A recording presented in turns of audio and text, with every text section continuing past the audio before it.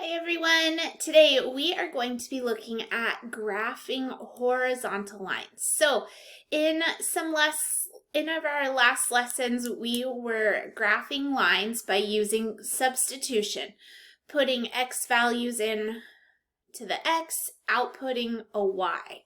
Well, this lesson is just a smidge different in that we are going to be looking at how we're graphing lines that are horizontal. So first, let's talk about the word horizontal. A horizontal line is a flat line that moves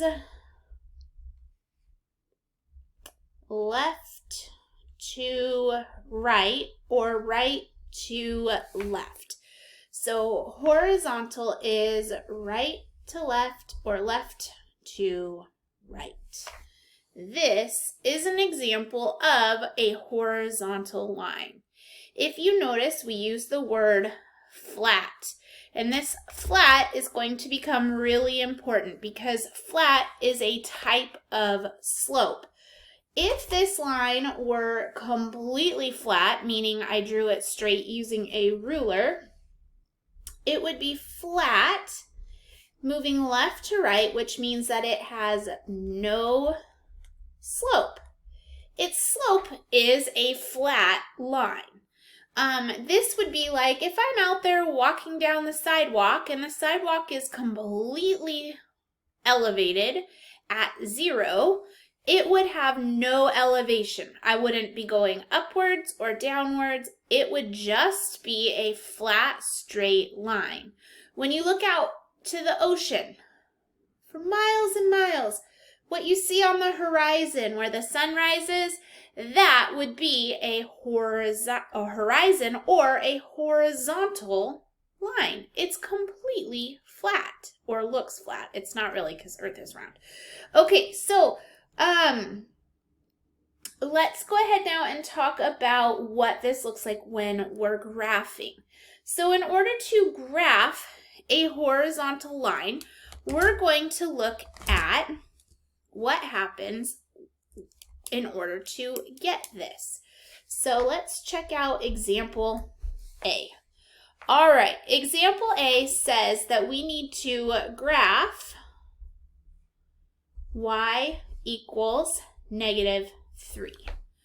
Okay, well, first of all, when I look at this, I notice right away that I only have an output. I do not have any inputs. I only know what y equals. Y equals -3. So I'm going to use my graph paper. Now remember that your graph paper might look different than mine because, well, from year to year, they change that graph paper, and I have no idea which graph paper they've sent you. Some of you could have the same. But anyways, you should have a little graph sticky note. And on your graph sticky note, we're going to graph y equals -3. So I'm going to go to y equals -3, and I'm just going to put a dot. Well, the y-axis is right here. So if y equals -3, I'm going to go to y equals -1, -2, -3, 1, 2, 3, and I'm just going to put a dot. Now, we don't know what x is, so we're going to use x equals 0 to start, because when y is -3, we go nowhere on the x-axis. We're just going to go straight down to -3. Now, in order to graph a horizontal line, this means that when y is -3, because we don't know what x is, there is a possibility that x could be -1. Well, in that case, I would put a dot right there.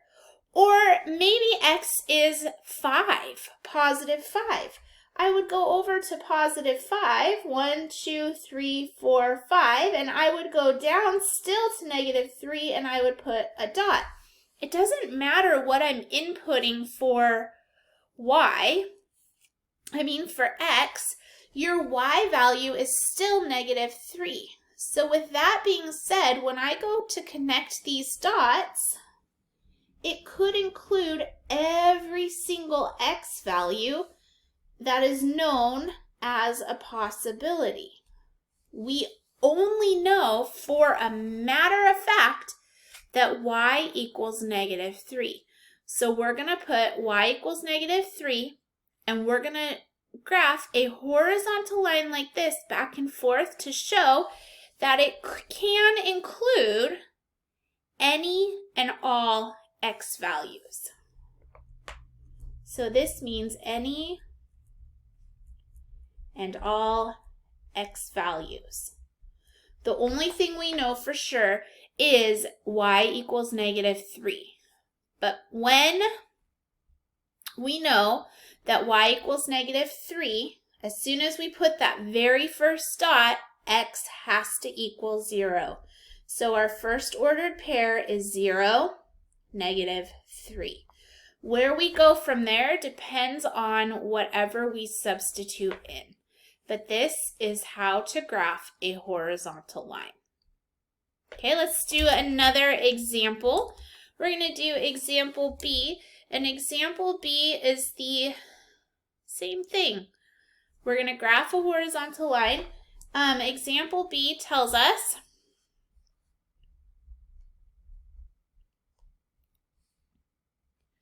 to graph y equals 4. So right away, I know to myself, I'm going to use orange this time because that will stand out, that if y is 4, I don't know what x is. So I'm going to say that x is 0. So my first dot is going to go at 0, 4 because the y value is 4. So because my y value right away is 4, I'm going to go, here's my y, I'm going to go to 4, 1, 2, 3, 4. I'm on that 0 line. X we don't know, and x can be anything. So we're going to draw a line that represents all the x values. So because it's going to run from left to right on the x-axis, it includes all of those numbers. So if x, so here's my x, right? If I were to say x is 2, my y value is still 4. So over 2 up 4, boom, I'm still on the line. What if it's -6?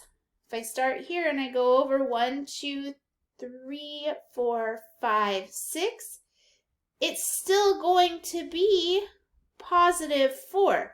My y value doesn't change no matter what value we put in for x. So the very first dot that gets us started is 0, 4. So you're just graphing that y value. Okay, again, up here, we just graphed the y value. We used 0, -3 right there. Right? So when you know the y value, it could include any x value. So it matches the x-axis. So any value on the x-axis. Okay, it is your turn now to do some try-its. So let's go ahead and get your try-its for you so that you can go ahead and graph. Your first try-it that I would like for you to graph is try-it number 1. You can't see what I'm writing. There we go. Y equals 3. And then try-it number 2. We can graph these on the exact same graph paper. Try-it number 2 says that y equals negative 1.5. And this one, they're just throwing a decimal at you. It graphs the exact same way. Okay, go ahead and hit pause right now so you don't hear me solving. And then when you are ready, come on back to the Google Meet and hit play.